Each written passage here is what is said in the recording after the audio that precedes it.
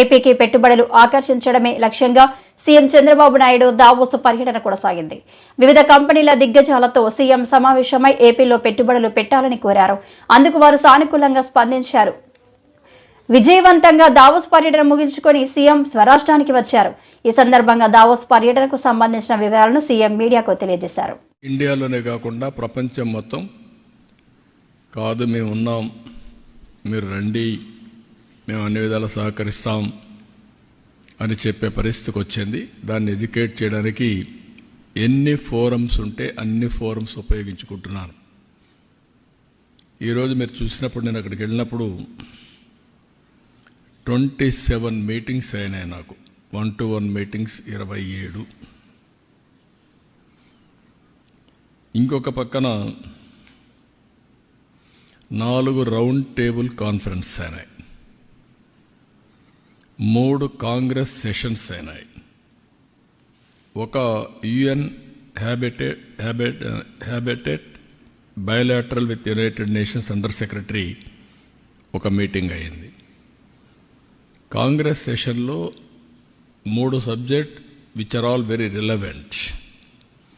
Energy transition, where public policy meets private goals ఒక subject. ఇప్పుడంతా కూడా ప్రపంచం మొత్తం మీరు చూస్తే ఏఐ, గ్రీన్ ఎనర్జీ ప్రపంచం అంతా కూడా మారుమోగే పరిస్థితి ఉంది. రెండోది country strategic dialogues. Chief ministers ముగ్గురం కలిసి ఇన్వెస్టర్స్కి ఎడ్యుకేట్ చేయడం కోసం మహారాష్ట్ర, తెలంగాణ, ఆంధ్ర ముగ్గురు చీఫ్ మినిస్టర్స్ అడ్రస్ చేశాం. Country strategic dialogues. 3 human mission collaboration,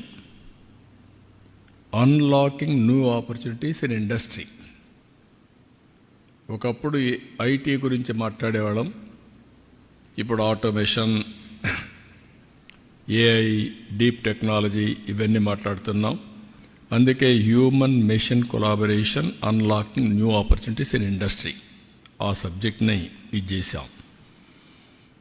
ఇంకొక పక్కన రౌండ్ టేబుల్ కాన్ఫరెన్సెస్లో మీరు చూస్తే pathway to India's green industrialisation, green energy to green hydrogen and green manufacturing. ఫ్యూచర్లో ఏది చూసినా కూడా మ్యానుఫ్యాక్చరింగ్ కూడా గ్రీన్ ఎనర్జీ వాడితే దానివల్ల అడ్వాంటేజెస్ ఉంటాయి.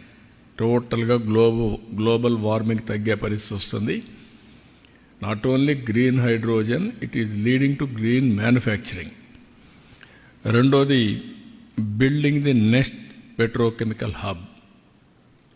ఆంధ్రప్రదేశ్ని ఇంకొక పెట్రోకెమికల్ హబ్గా తయారు చేయాలని. మూడోది pioneering the blue economy of tomorrow, Andhra Pradesh rule. Ocean economy, blue economy అది ఫ్యూచర్ భవిష్యత్తు. అబండెంట్ ఆపర్చునిటీస్ ఉన్నాయి ఆంధ్రప్రదేశ్కి. ఎందుకంటే 1000 కిలోమీటర్ల సీ కోస్ట్, అది కూడా ఈస్ట్ కోస్ట్లో ఉన్నాం. ఇది ప్రపంచానికే గేట్వేగా తయారవుతుంది.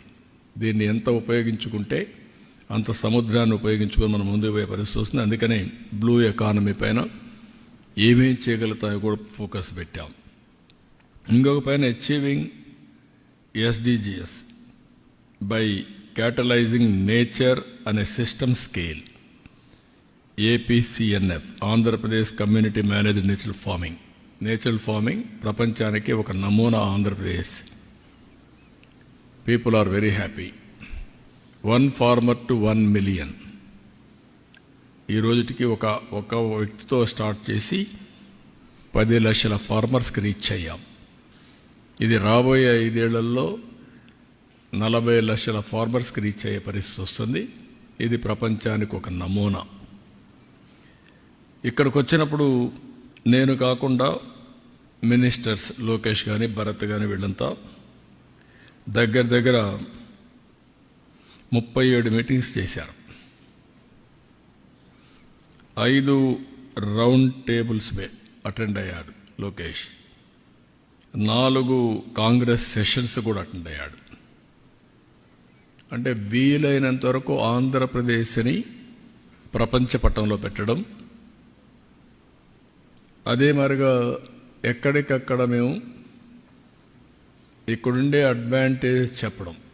నేను ఫస్ట్ టైం మీటింగ్లో మీరు గుర్తుపెట్టుకోవాలి, నేను ఏదైతే ఐటీ బూమ్ చూసినప్పుడు హైదరాబాద్లో మొదటిసారి ఏం చేయాలో మాకు అర్థం కాకుండా series of round table conferences పెట్టి ఫస్ట్ మేము స్టార్ట్ చేసిన ప్రయత్నం మా జర్నీలో ఐటెక్ సిటీ.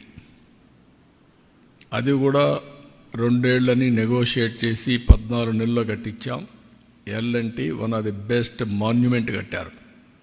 ఇప్పుడు కూడా ఐటీ అంటే ఐటెక్ సిటీ అనేది మొత్తం వచ్చింది.